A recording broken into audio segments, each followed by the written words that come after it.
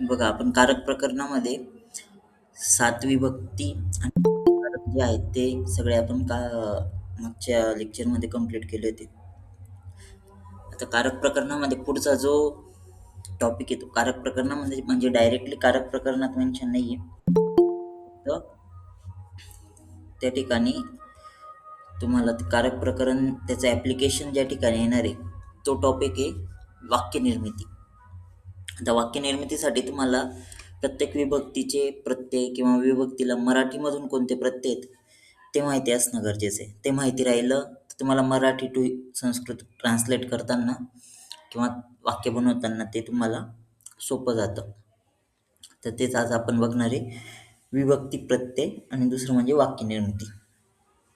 कोणती विभक्ती या ठिकाणी वापरली जाते किंवा विभक्तीचा एखादा शब्द जे आपण विभक्तीमध्ये असेल तर त्याचा अर्थ कसा लावायचा हे आपण आधी पण कारक प्रकरणामध्ये ज्यावेळेस कारक ओळखून तुम्हाला हे लिहायचेत, अर्थ लिहायचे ते त्या कारकाचा किंवा त्या शब्दाचा, तर त्यावेळेस आपण मराठीमध्ये कोणता प्रत्यय लागतो ते बघितलंय, की प्रथमाला कोणता लागतो, द्वितीयाला, तृतीयाला ने प्रत्यय लागतो, चतुर्थीला च्यासाठी हा प्रत्यय लागतो मोस्ट कॉमनली. तर ते आपण बघितलं, ते परत एकदा बघू विभक्ती प्रत्यय. आणि दुसरं म्हणजे वाक्य निर्मिती करताना कोणकोणत्या गोष्टी लक्षात घ्यायच्या असतात ते बघूया. बघा, आता विभक्ती प्रत्ययमध्ये ज्यावेळेस आपण विभक्ती वापरतो तर त्यावेळेस त्याचं काहीतरी सिग्निफिकन्स असतं, कशासाठी ती विभक्ती वापरली जाते किंवा ती विभक्ती वापरण्यामागचं आपलं हेतू काय, तर त्याच्यानुसार आपण ती विभक्ती वाक्यामध्ये वापरत असतो. जसं प्रथमा विभक्ती, मोस्ट कॉमनली करता आपण प्रथमा विभक्तीने दाखवतो, पण प्रथमा विभक्तीमधला शब्द मोस्टली करता डिनोट करत असतो, म्हणून आपण त्या ठिकाणी नेमिंग केसमध्ये किंवा करता दाखवण्यासाठी प्रथमा विभक्तीचा वापर करतो.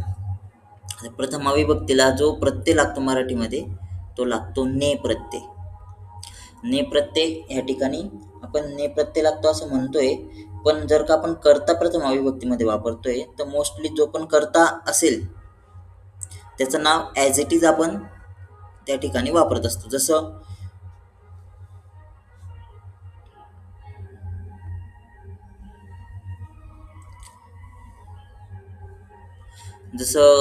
समजून घ्या, आपण बालकः विद्यालयं गच्छति असं वाक्य तयार केलं, तर त्याच्यामध्ये बालकः आपण मुलाने किंवा बालकाने असं नाही वापरत, तर बालकः ॲज इट इज वापरतो, जसं आहे तसंच.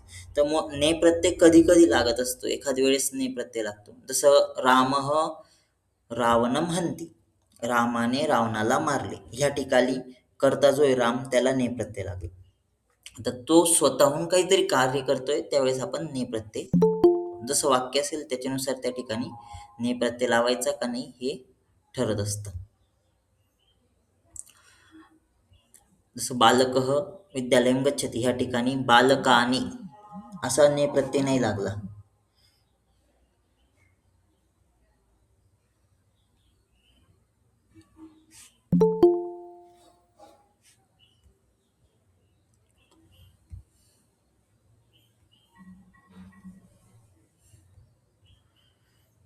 आवाज येतोय सगळ्यांना?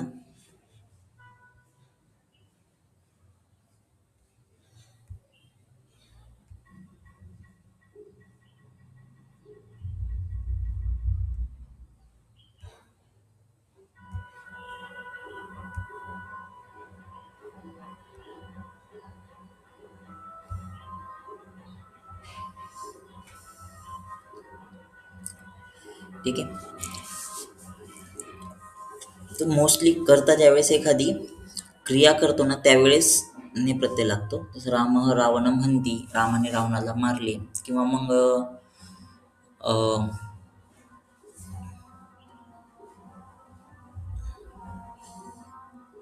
एखादं कोणी कार्य केलं तर त्यावेळेस, जसं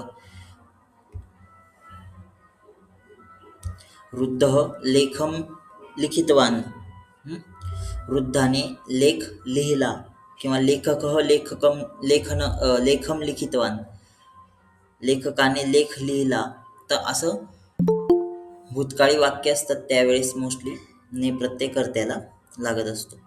तर प्रथमा विभक्ती जी ती मोस्ट कॉमनली आपण कर्ता दाखवण्यासाठी प्रथमा विभक्ती वापरतो नेमिंग केसमध्ये, आणि कर्ता दाखवण्यासाठी प्रथमा विभक्ती येते. दुसरं द्वितीय विभक्ती आहे. आता द्वितीय विभक्ती जी असते ती कर्म दाखवण्यासाठी आपण त्या ठिकाणी द्वितीय विभक्ती ही वापरत असतो. आता द्वितीय विभक्तीने कर्म दाखवलं जसं रामः रावणम हंती. आता हे वाक्य आहे रामः रावणम हंती, त्याच्यामध्ये कोणतं शब्द आहे कर्म म्हणून दाखवलेला? रामः रावणम हंती ह्या वाक्यात हंती कर्म कोणतं आहे? रावणम. रावणम हे कर्म आहे, बरोबर. हंती हे कर्म नाहीये, हंती हे क्रियापद आहे. मी वह म सी त त ती त अंती असे ज्या ठिकाणी प्रत्यय लागतात ना, त्या ठिकाणी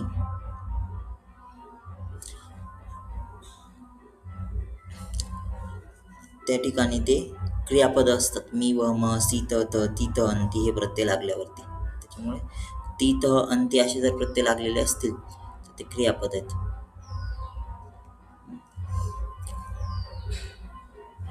तर या ठिकाणी द्वितीय विभक्तीमध्ये कसं दाखवतो आपण? द्वितीय विभक्तीमधला जो पण शब्द असेल तो कर्म म्हणून दाखवला जातो. बालकः ग्रामं गच्छति किंवा रामः ग्रामं गच्छति, या ठिकाणी ग्रामम द्वितीय विभक्तीमध्ये कर्म आहे. राम गावाला जातो, ला प्रत्यय त्या ठिकाणी लागला. किंवा मग राम रावणाला मारतो, रामः रावणम हंती. किंवा मग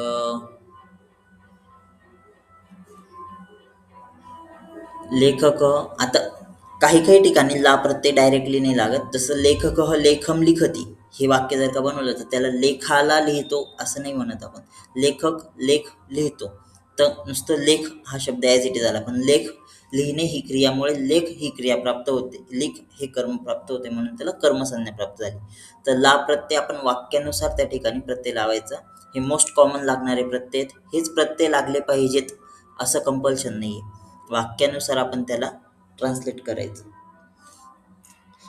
द्वितीय विभक्ती जी येते कर्म दाखवते. तृतीय विभक्ती जी येते करणकारक दाखवत असते. करणकारक. आता करणकारकद्वारे काय काय दाखवलं जातं? एक म्हणजे इट डिनोट्स द एजंट, म्हणजे काय? क्रिया करणारा व्यक्ती दाखवते. आता करणकारक आणि कर्ताकारक दोन्ही तृतीय विभक्तीद्वारे दाखवले जातात. कर्ताकारक जे ते कर्मणी वाक्य असेल तर कर्ताकारक आपण तृतीय विभक्तीद्वारे दाखवतो. अदरवाईज जे पण कर्तरी वाक्य असतील त्याच्यामध्ये आपण करणकारकच दाखवत असतो तृतीय विभक्तीद्वारे. म्हणून इट डिनोट्स द एजंट फक्त कधी? ज्यावेळेस कर्मणी वाक्य असेल त्यावेळेस ते फक्त क्रिया करणारा व्यक्ती दाखवेल, कर्ता दाखवेल. नंतर इट डिनोट्स द इन्स्ट्रुमेंट म्हणजे साधन. करणकारकाद्वारे साधन दाखवलं, तृतीय विभक्तीद्वारे क्रियेचं साधन दाखवलं जातं. आणि इट डिनोट्स द मीन्स म्हणजे कोणत्या हेतूने ती क्रिया होते ती त्या ठिकाणी तृतीय विभक्तीद्वारे कधी कधी दाखवली जाते. तर ज्यावेळेस आपण तृतीय विभक्तीचं मराठीमध्ये अर्थ लावणार तर च्याद्वारे हा प्रत्यय लागेल. जसं रामेन रावण हतवान, याच्यामध्ये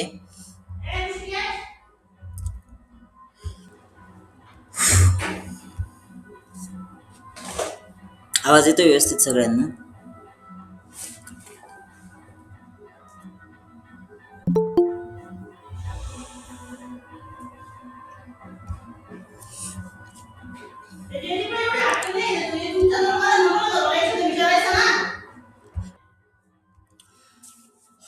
ठीक आहे. बघा, हे तृतीयाद्वारे आपण करणकारक दाखवतो.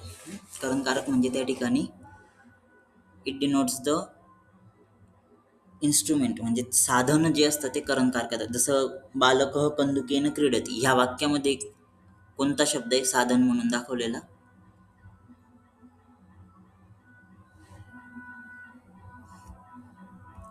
बालकः कंदुकेन क्रीडती ह्या वाक्यात कोणता शब्द साधन म्हणून आलेला आहे?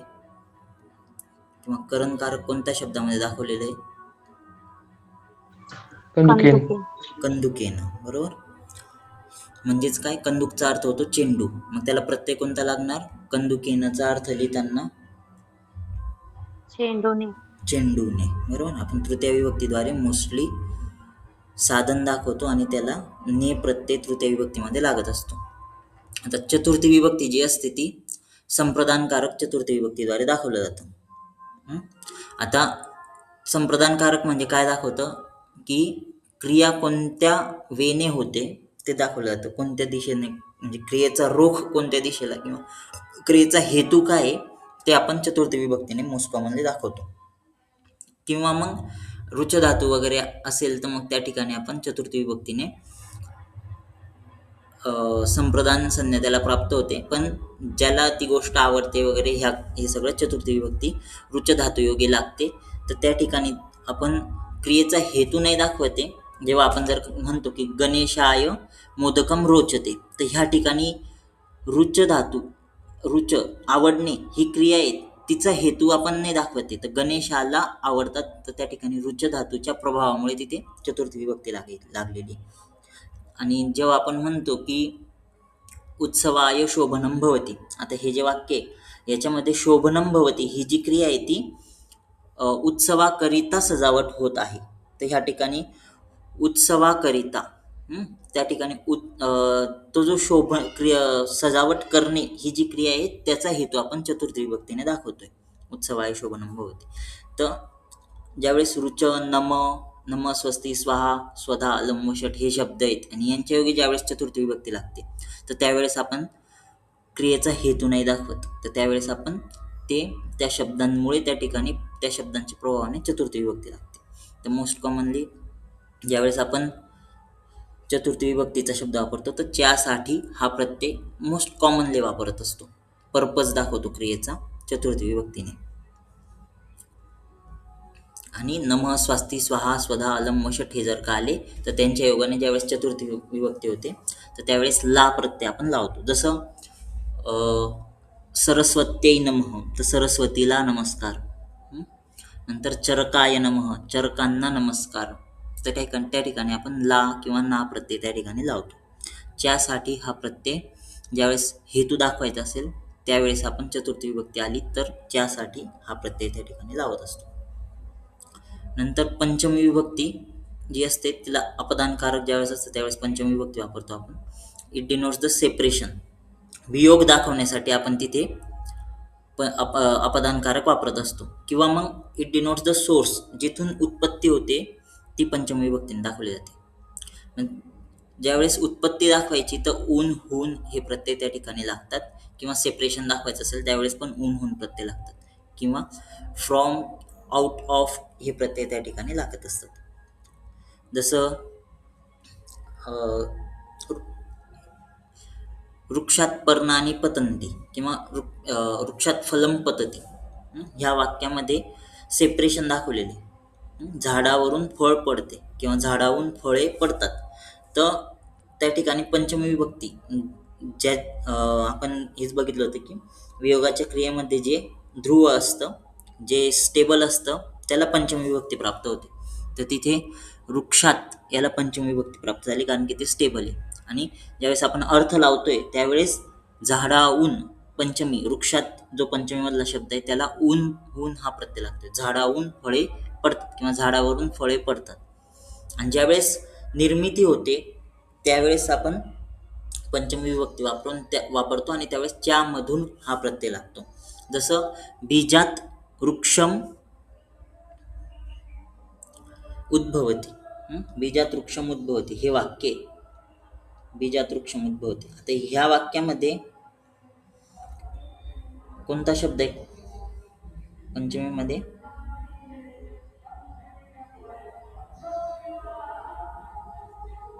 बीजात वृक्षम उद्भवती.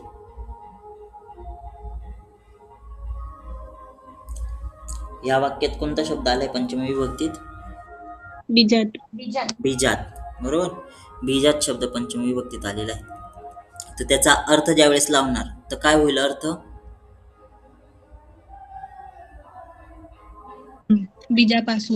बीजापासून वृक्ष निर्माण होतं. तर बीजामधून किंवा बीजापासून ज्यावेळेस आपण उद्भवती हे काय दाखवते, निर्माण दाखवते, क्रिएशन दाखवते. तर निर्मिती ज्यावेळेस दाखवली जाते त्यावेळेस मधून प्रत्यय, च्या मधून हा प्रत्यय त्या ठिकाणी लागतो पंचमी विभक्तीत. नंतर षष्टी विभक्ती जी आहे ती मोस्टली पोझिशन दाखवते किंवा संबंध दाखवताना आपण षष्टी विभक्तीचा वापर करतो. चा, ची, चे हे प्रत्यय त्या ठिकाणी षष्टी विभक्तीमध्ये लागतात. जसं आपण याच्यामध्ये पण बघितलं होतं षष्टी विभक्तीमध्ये कफाचा प्रकोप होतो. कफाचा प्रकोप. मग आपण षष्टी विभक्तीमध्ये कसं वाक्य बनवणार ते, कफाचा प्रकोप होतो. कफस्य प्रकोप. कफस्य प्रकोपः भवति. वाताचा क्षय होतो. तर कसं दाखवणार, वाताचा क्षय.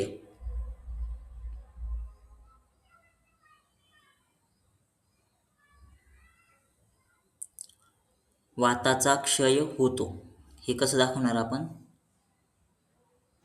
वातस्य क्षय भवति. वातस्य क्षयः भवति. ठीक आहे. जर का म्हटलं की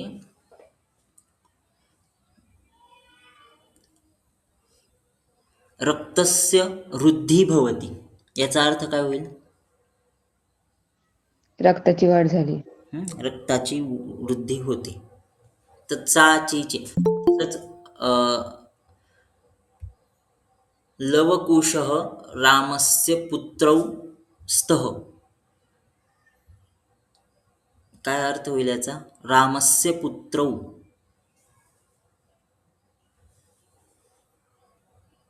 ते रामाचे पुत्र आहेत. रामाचे मुलं, रामाचे पुत्र. तर षष्टी विभक्ती ज्यावेळेस असते त्यावेळेस चा, ची, चे हे प्रत्यय लागत असतात. नंतर सप्तमी विभक्ती ज्यावेळेस असते, अधिकरणकारक सप्तमी विभक्ती, त्यावेळेस it denotes the separation place किंवा situation. It denotes the place और सिच्युएशन ऑफ द थिंग. त्यावेळेस आपण प्रत्यय कोणते लावतो, च्यामध्ये, च्यावर, किंवा च्यामध्येसाठी आपण अमंग, बिटवीन हे प्रत्यय त्या ठिकाणी इंग्लिशमध्ये जर लावायचे राहिले तर लागतं. जसं सहकटे असते, कटचा अर्थ होतो चटई, कटे असते, तर त्याचा अर्थ काय होतो, सहकटे असते. तर कटे ह्या शब्दाचा अर्थ काय होईल,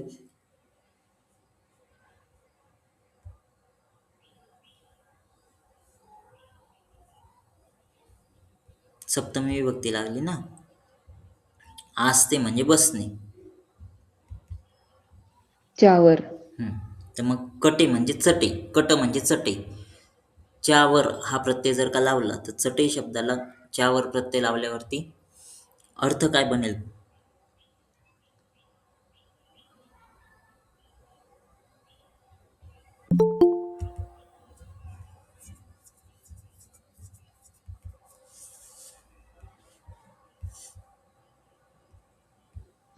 ते चटईच्या वर आहे.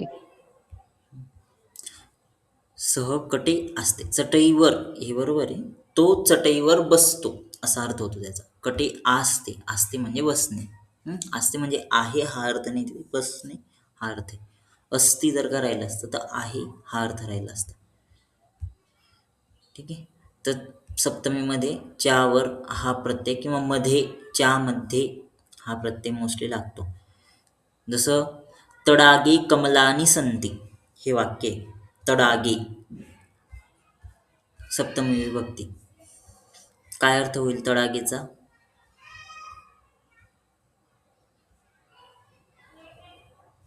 तळे. तडाग म्हणजे तलाव. पण तलावामध्ये फुले आहेत.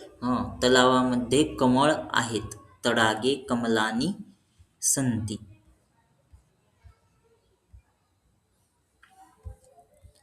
ठीक आहे.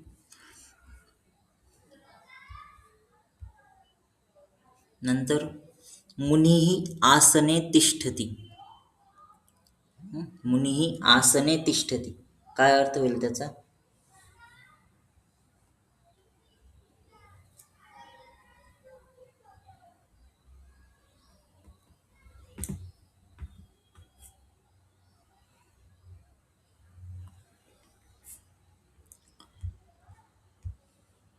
मुनिः आसने तिष्ठती. आसने हा शब्द सप्तमीमध्ये आला.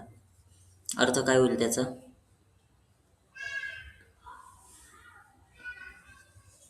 मुनी आसनावर बसले. मुनी आसनावर बसतात.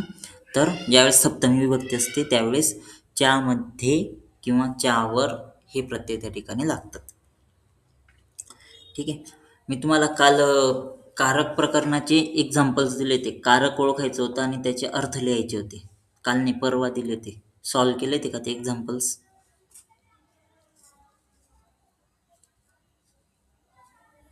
ते कारक प्रकरणचे एक्झाम्पल्स सॉल्व्ह केले होते का?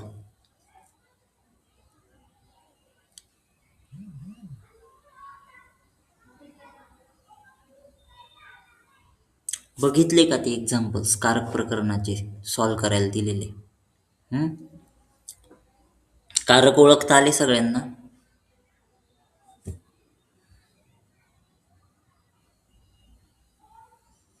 कारक ओळखता आले का? त्याचे अर्थ लिहिता आले का सगळ्या शब्दांचे? कारक ओळखता आले असतील विभक्तीच्या आधारावर, पण अर्थ लिहिता आले का?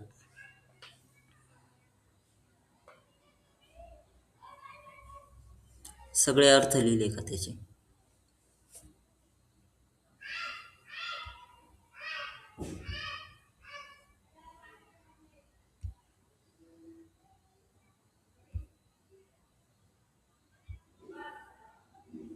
हे एक्झाम्पल्स होते ना ते. ह्या एक्झाम्पल्समध्ये सगळे जे दिलेले होते एक्झाम्पल्स, प्रत्येक शब्दाचा अर्थ पण लिहिला का?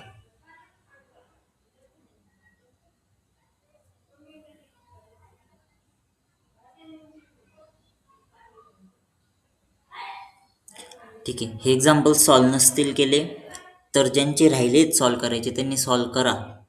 नंतर मग मी त्याची उत्तरं टाकतो परत. हे जे सॉल्व्ह केले, हे जे एक्झाम्पल्स आहेत त्याची उत्तरं सेंड करतो ग्रुपवरती आणि त्याच्यानुसार तुमचं कोणते कारक बरोबर आले, कोणते चुकले हे चेक करा. आणि जे नाहीच कळालं ते आपण परत एकदा ज्यावेळेस एक्झाम्पल सॉल्व्ह करू लाईव्ह लेक्चरमध्ये त्यावेळेस विचारा. ठीक आहे. आता इथपर्यंत आपण बघितलं सप्तमी विभक्ती, त्याला कोणते प्रत्यय मराठीमध्ये लागतात अर्थ लिहिताना वगैरे. आता हे जे प्रत्यय लागलेले आहेत ना, याच्याच आधारावरती आपल्याला ट्रान्सलेशन करायचं असतं संस्कृतमध्ये करताना. ठीक आहे. आता सेंटेन्स कन्स्ट्रक्शन ज्यावेळेस करायचे असतात, ज्यावेळेस आपल्याला वाक्य निर्मिती करायची असते त्यावेळेस कोणकोणत्या गोष्टी असल्या पाहिजे वाक्यामध्ये? ते एक असतं कर्ता. वाक्य निर्मिती करताना वाक्यामध्ये कर्ता, कर्म आणि क्रियापद असलं पाहिजे. संस्कृतमध्ये ज्यावेळेस आपण वाक्य निर्मिती करतो तर वाक्य निर्मिती करताना वाक्यात कर्ता, कर्म, क्रियापद ह्या 3 गोष्टी असल्या पाहिजे. नंतर वाक्यातील जो कर्ता आणि कर्म आहे याच्या विभक्ती बरोबर असल्या पाहिजेत. मोस्टली कर्ता आणि कर्माच्या विभक्ती कोणकोणत्या येतील? प्रथमा द्वितीय. प्रथमा द्वितीय विभक्ती. बरोबर. म्हणजे कर्ता कर्मसाठी आपल्याला प्रथमा द्वितीय विभक्तीचे शब्द माहिती असले पाहिजे.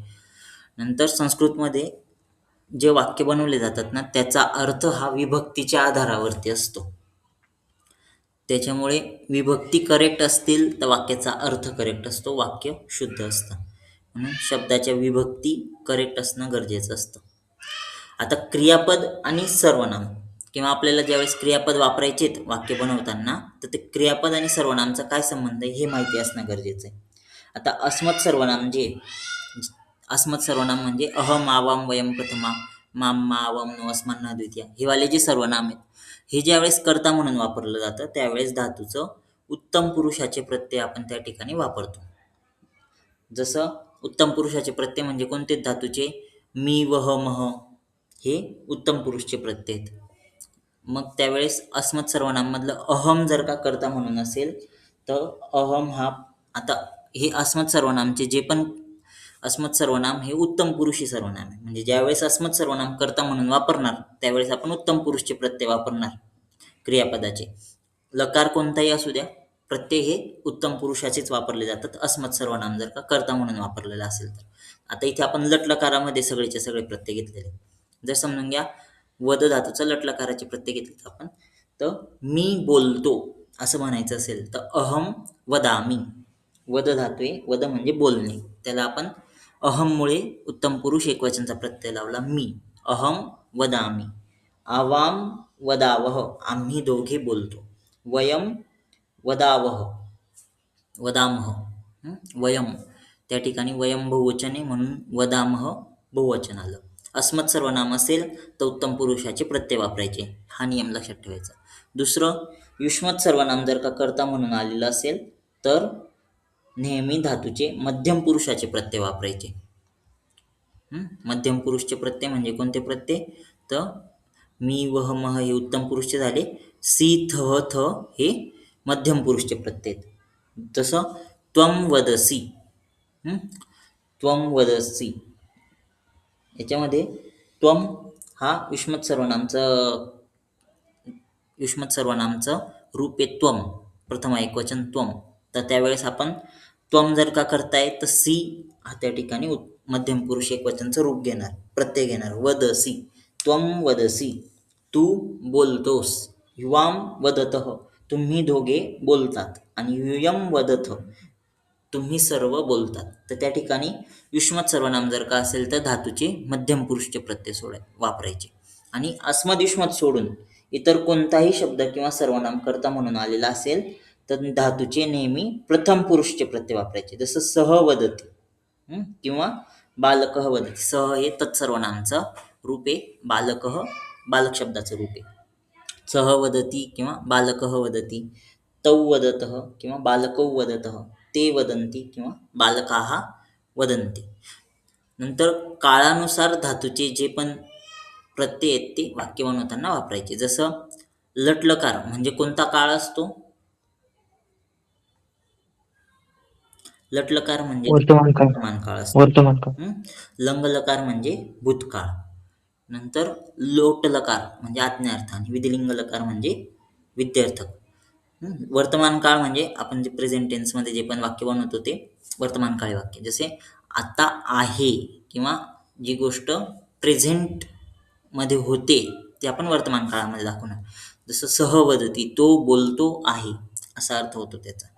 किंवा तेच जर का आपण अवदत म्हटलं असतं तर तो बोलत होता असा अर्थ झाला त्याचा.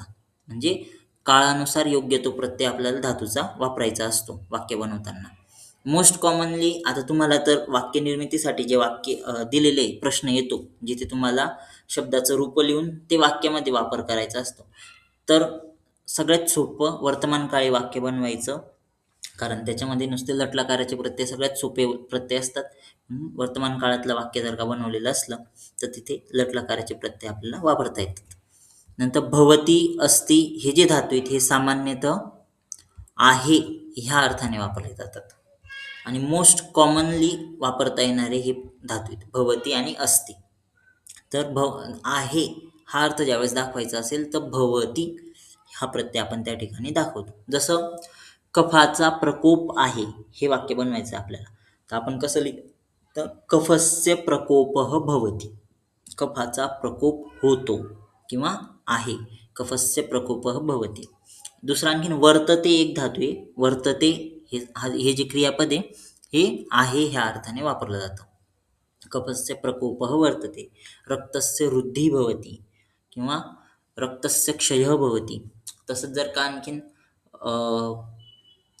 वाताचं स्थान कोणतं आहे, पक्वाशय. मग ते जर का आपण वाक्य बनवायचं असेल तर वाताचे स्थान पक्वाशय आहे. आता या ठिकाणी भवतीने वापरणार, अस्ति वापरणार आपण. कसं होईल वाक्य, वाताचे स्थान पक्वाशय आहे. वाताचे, चे साठी कोणता विभक्ती लागणार, वातस्य स्थान पक्वाशय अस्ति. वातस्य स्थान पक्वाशय अस्ति. तर असं त्या ठिकाणी वाक्य बनवायचे. ठीक आहे. आता इथे काही वाक्य दिलेली जे मराठी टू संस्कृत बनवलेले आहेत. आता या ठिकाणी मी विद्यार्थी आहे. मी साठी कोणतं सर्वनाम येणार, मी आणि माझे हे दाखवण्यासाठी अस्मत् सर्वनाम वापरायचं. अहम हे मी साठी वापरलं जातं. मी विद्यार्थी आहे वाक्य बनलं कसं बनलं, अहम विद्यार्थी अस्मि. तसंच संस्कृत देवभाषा आहे. तर वाक्य कसं बनलं? संस्कृत देवभाषा असती.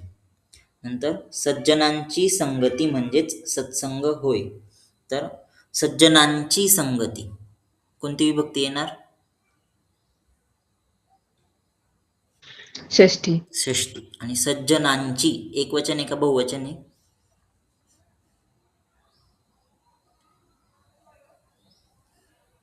सज्जनांची बहुवचन. बहुवचन म्हणून षष्ठी बहुवचन येणार. मग सज्जन शब्दाचं षष्ठी बहुवचन काय आलं?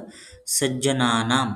सज्जनानाम संगती एव सत्संग अस्ति. सज्जनांची संगती म्हणजेच सत्संग किंवा हाच सत्संग आहे. तर संगती शब्द ॲज इट इज आला, सत्संग शब्द ॲज इट इज आला. फक्त म्हणजेच यासाठी आपण अव्यय घेतलं एव आणि होय म्हणजे साठी याचं घेतलं अस्ति. नंतर चिखलामध्ये कमळ आहे. चिखलामध्ये कोणती विभक्ती येणार? चिखलामध्ये सप्तमी. सप्तमी. आता चिखलसाठी शब्द आहे पंक. पंक शब्दाची सप्तमी आली पंके. कमळ पद्म शब्द कमळसाठी पद्म आहे साठी असते. तर बीजापासून वृक्ष निर्माण होतो. बीजापासून कोणती विभक्ती आहे? बीजापासून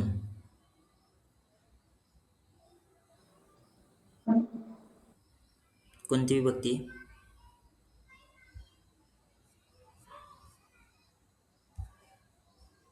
पंचमी. पंचमी. पंचमी. पंचमी विभक्ती. मग बीजात पंचमी आली बघा इकडे. बीजापासून वृक्ष निर्माण होतो. बीजात वृक्ष उद्भवती. नंतर तो रेल्वेने प्रवास करतो. रेल्वेने काय आहे? रेल्वेने कोणतं कारक आहे किंवा काय दाखवलं जातं क्रियेचं? कर्मकारक. कर्मकारक. रेल्वे हे काय आहे त्या ठिकाणी? साधन. साधन आहे. प्रवास करणे या क्रियेचं साधन आहे रेल्वे. म्हणून त्या ठिकाणी रेल्वेने, रेलयान हा शब्द आहे रेल्वेसाठी, त्याची त्रुटी आली. रेलयानेन भ्रमणं करोति. नंतर इंद्राला नमस्कार. आता ह्या ठिकाणी ला प्रत्यय लागलेला आहे. ला, इंद्राला. पण तरीही कोणती विभक्ती होणार इथे? चतुर्थी. चतुर्थी. कशामुळे?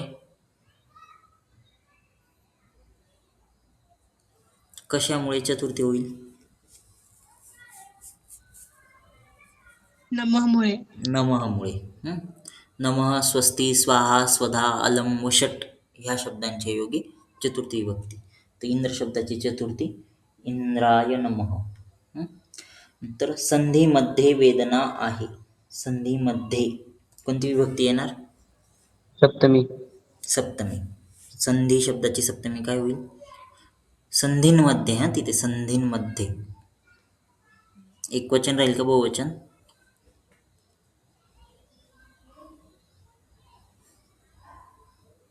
बहुवचन आहे. संधींमध्ये. बहुवचन. बहुवचन म्हणून संधी शब्दाचे बहुवचन आलं संधीषु. संधीषु वेदना असते. नंतर इथे बघा, झाडाची पाने हिरवी आहेत. झाडाची कोणती विभक्ती येणार? झाडाची पाने.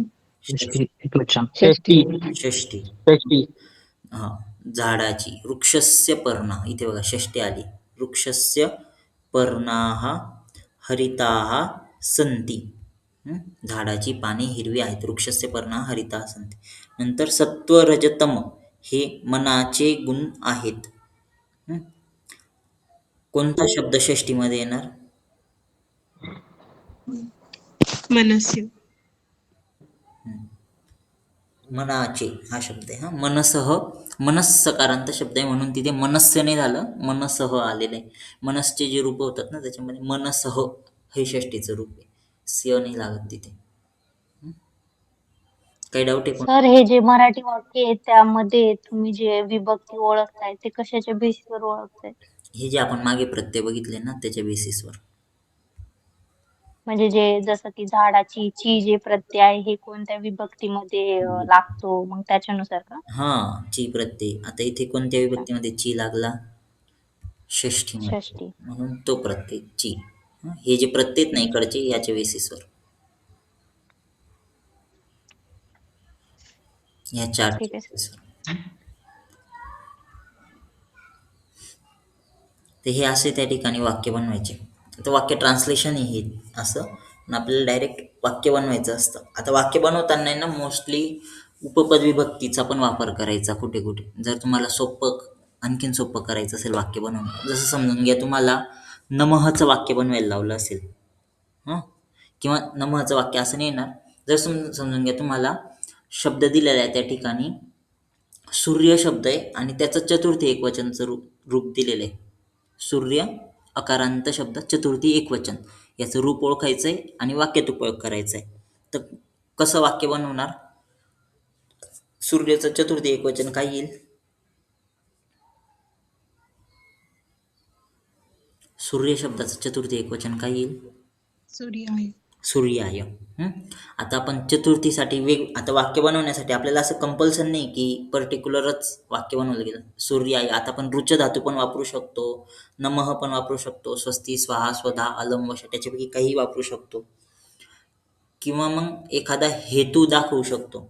असं काहीही दाखवू शकतो. पण सोपं काय, जर का चतुर्थी एकवचनमध्ये एखादा शब्द विचारलेला आहे आणि तो शब्द असा आहे किंवा व्यक्ती असेल किंवा देवाचं नाव असेल, तर त्या ठिकाणी आपण सिंपल नमः शब्द वापरू शकतो. नमः वापरून त्याला नमस्कार हे दाखवू शकतो. तर मग सूर्याय जर का आपल्याला दिलेले, तर त्या ठिकाणी आपण सूर्याला नमस्कार असं वाक्य करू शकतो ना. मग कसं करणार त्या ठिकाणी? जर का आपल्याला सूर्याला नमस्कार असं वाक्य बनवायचं, मग काय होईल? सूर्याय नमः. सूर्याय नमः. ठीक आहे.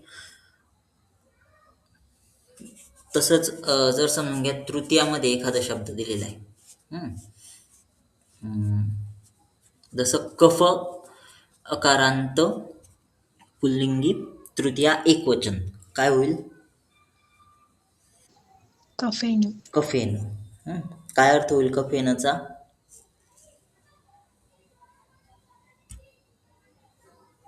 कफाद्वारे. कफाद्वारे. मग आता कफाद्वारे हा शब्द आहे आपल्याकडे, त्याचा वाक्यात उपयोग करायचा आहे. मग आपण काय दाखवू शकतो? कफाद्वारे कोणता रोग वाढतो ते दाखवू शकतो, किंवा मग कफाने कोणत्या गुणाची वृद्धी होते ते लिहू शकतो. जसं समजून घ्या आपण शीतगुणाची वृद्धी होते कफामुळे, बरोबर. तर कफाद्वारे शीतगुणाची वृद्धी होते हे लिहिणार, हे दाखवणार. तर कसं होईल वाक्य? कफेन शीतस्य वृद्धी भवति. कफेन शीतस्य वृद्धी भवति किंवा शीतगुणस्य वृद्धी भवति. किंवा कफामुळे खोकला होतो.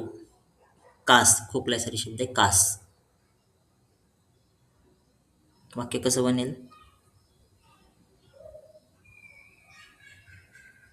कफाने खोकला होतो. कफेन कास भवति. कफेन कास भवति.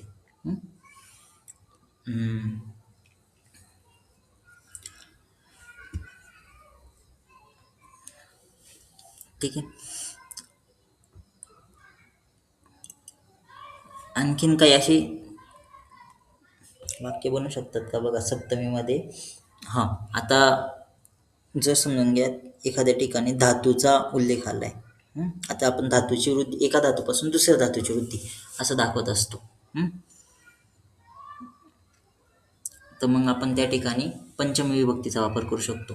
उद्भवती हा वाक्य वापरून, जसं आपल्याला समजून घ्या म्हटलंय की रस धातूचं पंचमी एकवचनचं रूप हे दिलेलं आहे. रस अकारांत पुल्लिंगी पंचमी एकवचन.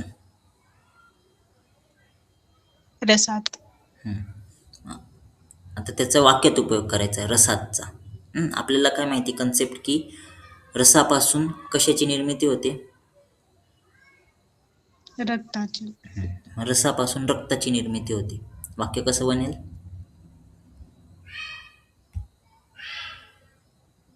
रसात रक्तम उद्भवते. रसात रक्तम उद्भवते. असे त्या ठिकाणी वाक्य बनवायचे.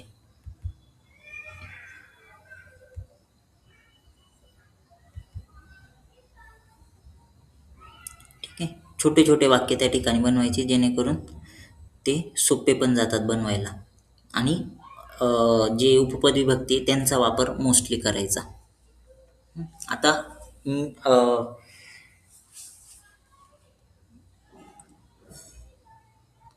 अस्मद आणि युष्मद हे पण याचे पण वाक्य तुम्हाला आले पाहिजे. आता मी वरती काही नियम सांगितले अस्मद, युष्मद आणि तद क्रियापद वापरताना. तर अस्मद सर्वनाम जर का वापरणार तर त्या ठिकाणी क्रियापद कोणते वापरणार? क्रियापदामध्ये प्रत्यय कोणते वापरणार अस्मद सर्वनाम असताना? उत्तम पुरुष. उत्तम पुरुषचे. उत्तम पुरुषचे प्रत्यय म्हणजे लट लकारात कोणते प्रत्यय? मी वह मह. मी व म.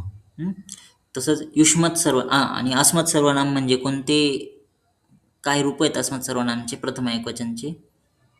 अहम आवाम. अहम आवाम वयम एकवचनचे. अहम आवाम वयम प्रथमा. नंतर युष्मत सर्वनाम. युष्मत सर्वनाम जर का आलेलं असेल तर क्रियापदामध्ये कोणते प्रत्यय येतील लटलकाराचे?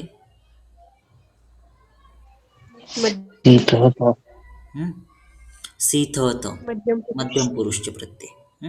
आणि युष्मत सर्वनाम म्हणजे काय त्याची रूप?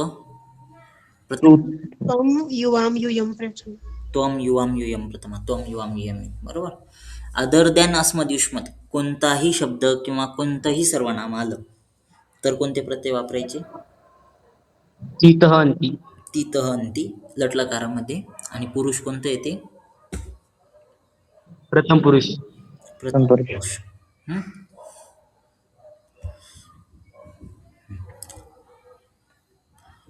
आता एखादं वाक्य बघा.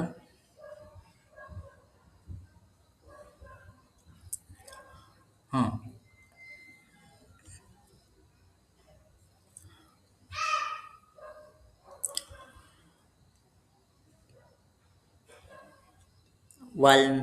वाल्मिकी रामायणाची रचना करतात हे वाक्य आहे समजून घ्या. रचनासाठी शब्द आहे रचयती. किंवा भूतकाळ दाखवायचं तर रचितवान. वाल्मिकींनी रामायणाची रचना केली. रचना केलीसाठी आपण क्रियापद घेणार रचितवान. वाल्मिकींनी आणि रामायणाची याच्यासाठी हे सांगा. वाल्मिकी काय येईल वाक्य?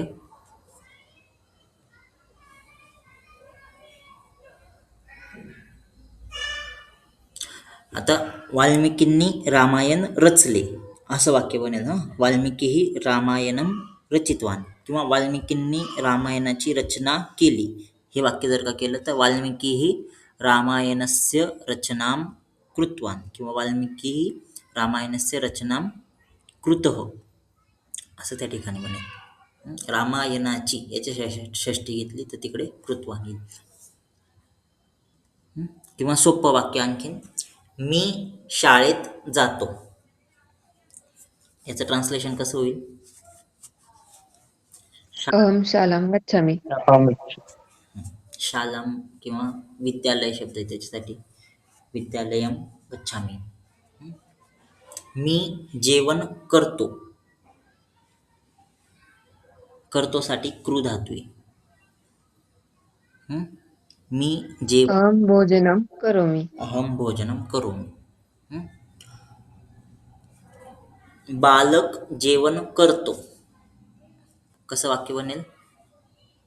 बालकः भोजनं करोति. बालकः भोजनं करोति. ठीक आहे.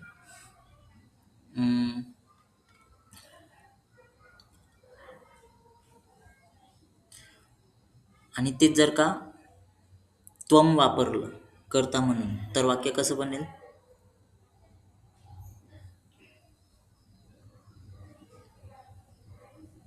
त्वं भोजनं करोसि. त्वं भोजनं करोसि.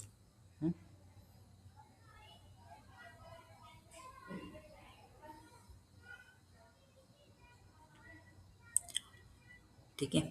नंतर आता समजून घ्या तुम्हाला स्नेह धातूचा वापर करायचा आहे. स्नेह धातू योग्य कोणती विभक्ती येते? स्नेह. स्नेहती सप्तमी. सप्तमी विभक्ती येते. बरोबर. माता, आता एक मिनिट हा.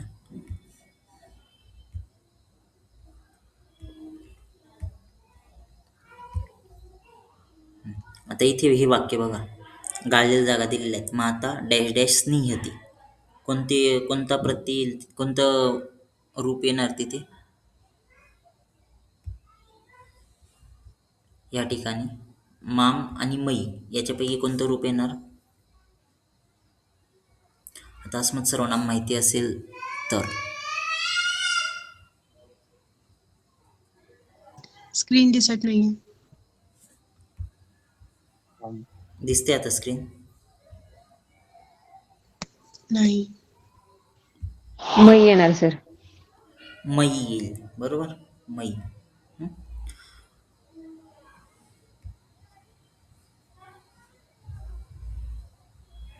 आता इथे आहे ना विभक्ती लावायची व्यवस्थित. बालकाः डॅश डॅश पृच्छन्ति. आंबा शब्दाची योग्य विभक्ती लावायची. कोणती विभक्ती येणार तिथे आंबा शब्दाची?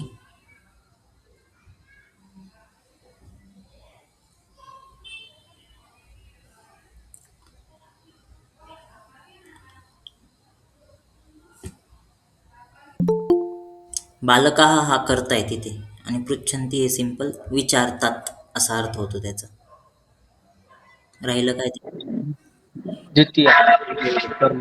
कर्म राहिलंय, द्वितीय विभक्ती येणार. बालकाः आंबां पृच्छन्ति. नंतर या ठिकाणी कोणती विभक्ती येणार? नास्ति डॅश डॅश समः शत्रू. क्रोध शब्दाची योग्य विभक्ती वापरायची. कोणती विभक्ती येणार?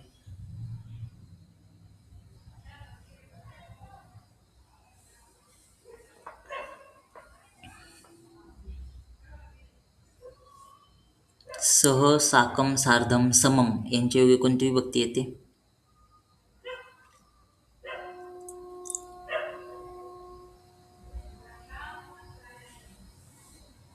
सह, साकं, सार्धं, समं यांच्यायोगी कोणती विभक्ती येते?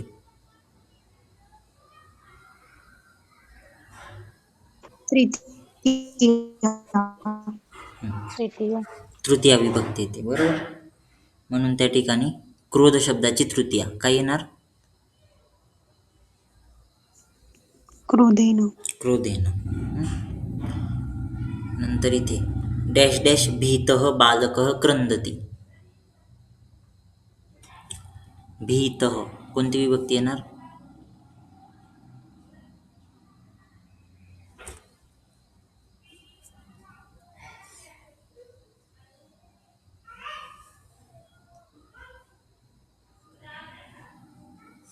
भीतः शब्दाच्या योगी कोणती विभक्ती येणार?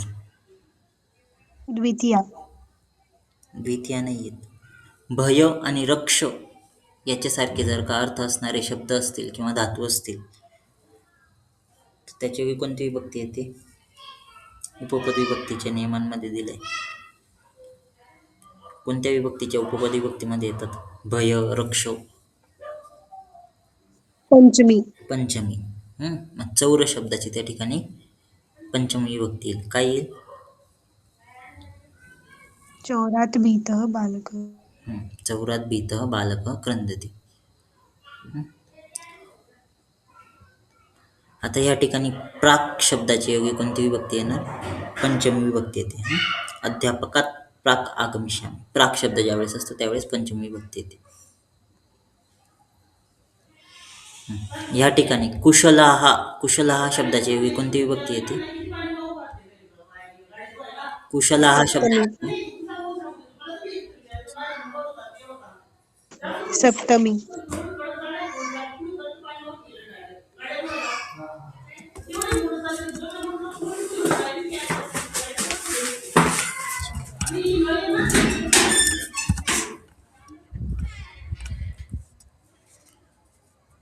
ठीक आहे.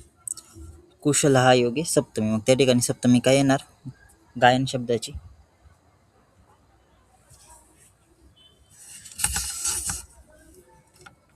गायन शब्दाची सप्तमी काय होईल? गायने. गायने कुशलाः सन्ति. ठीक आहे. तर हे असे तुम्हाला विभक्तीचे प्रत्यय, उपपद विभक्ती आणि मराठीचे अर्थ म्हणजे प्रत्यय, मराठीचे प्रत्यय विभक्तीनुसार ते तुम्हाला आले पाहिजेत. तर तुम्हाला वाक्य पण बनवता येतं, कारक पण ओळखता येतं. कारक ओळखायला येतं आता. कारक ओळखता येतं, विभक्तीनुसार कारक ओळखता येतं सगळ्यांना. आज प्रत्यय पण सांगितले, विभक्तीनुसार अर्थ लिहिता आला पाहिजे दुसरं म्हणजे. आणि नंतर काय की जे तुम्हाला शब्दरूप दिलेले असतात विभक्तीनुसार, तर त्या शब्दरूपांचा वापर करून वाक्य बनवता आले पाहिजेत. हे महत्त्वाचं आहे. आता आज वाक्य कसे बनवायचे त्याचं बेसिक आपण बघितलं. याच्यावरती एकदमच प्रो लेवलचे वाक्य बनवता येतील असं नाही आहे. थोडेसे बेसिक लेवलचे जे वाक्य आहेत, 3 शॉर्ट छोटे 3 शब्दांचे वाक्य असे तुम्हाला बनवता येतील. जमतील वाक्य बनवायला छोटे. ठीक आहे. ज्याच्यामध्ये कर्ता असेल, कर्म असेल आणि क्रियापद असेल असे वाक्य बनवता येतील. आता आणखीन प्रो लेवलचे वाक्य आपण हळूहळू शिकू कसे बनवायचे असतात. पण आपल्याला तेवढं काही गरज नसते. परीक्षेमध्ये आपल्याला साधं सिंपल वाक्य जरी बनवलं तरी मार्क भेटतात. म्हणून आपण ट्राय करायचा की छोटे वाक्य कसे बनवता येतील. कारण वेळ पण नसतो जास्त मोठमोठे वाक्य बनवून विचार करून लिहायला एवढा. म्हणून उपपद विभक्ती बघायच्या आणि त्या विभक्तीनुसार आपल्याला उपपद विभक्तीचे नियम जर का माहिती असले का पटकन वाक्य लिहिता येतं. ठीक आहे. म्हणून उपपद विभक्तीचे सर विभक्ती बनवायला असं काही रूल नसते का? डायरेक्ट म्हणजे सगळं पाठच करावं लागते का? म्हणजे विभक्ती बनवायला कसं म्हणजे इथं फॉर एक्झाम्पल हे आंबा आहे, इथे विभक्ती आपण बनवली काय त्यानुसार, बालकानुसार. हां. तुम्हाला आहे ना डायरेक्टली शब्द राहील आणि त्याच्यामध्ये दिलेलं राहील की कोणती विभक्ती वापरायची आहे. आता हे अशा प्रकारचे क्वेश्चन नाही राहणार आहे तुम्हाला क्वेश्चन टाईप कसा येणार आहे हे बघा. का तर मग जी विभक्ती दिली आहे ती कशी बनवायची मग?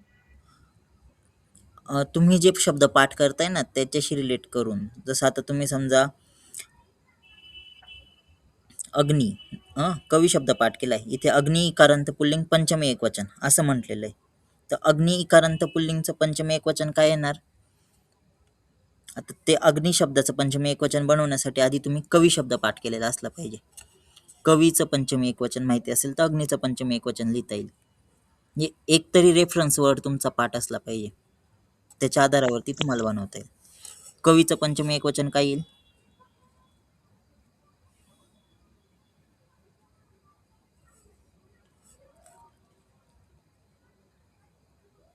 काय येतं कवीचं एक पंचमी एकवचन?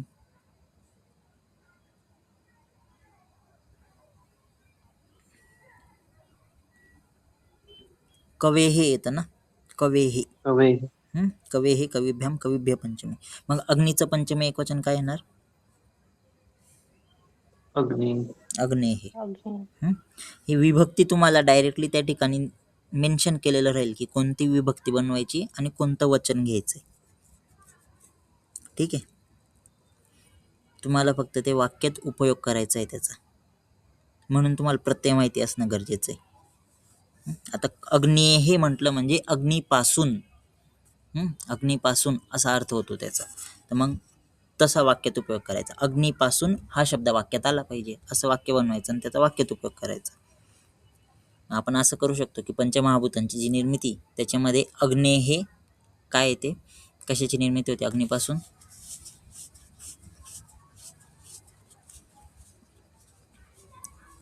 तो श्लोक आहे ना, चक्षु. अग्नीपासून कशाची निर्मिती आहे? आकाशाद वायू, वायोः आकाशाद वायू, वायोः अग्नि, अग्नेः आपः. अग्नेः आपः उद्भवति असं वाक्य त्या ठिकाणी बनू शकतं. ठीक आहे. तर हे जे वाक्य जे बनत आहे त्याच्यासाठी पंचमी हे जे विभक्ती आहे त्या आणि त्याची उपपद विभक्ती हे माहिती असणं गरजेचं आहे. हे ज्यावेळेस आपण शब्दरूप बघू ना त्यावेळेस परत एकदा रिवाईज करू. पण त्याच्यासाठी मेन म्हणजे तुम्हाला शब्दरूप पाठ असले पाहिजे प्रत्येक याचे. एक रेफरन्सवर तुम्हाला पाठ करावा लागेल. ठीक आहे.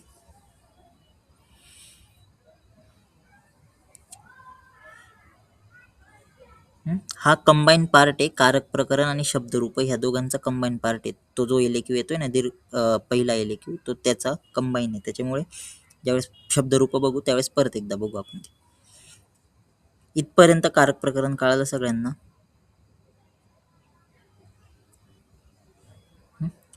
ठीक आहे. इथे आपलं कारक प्रकरण संपलं. उद्यापासून आपण संधी प्रकरणाला सुरुवात करू.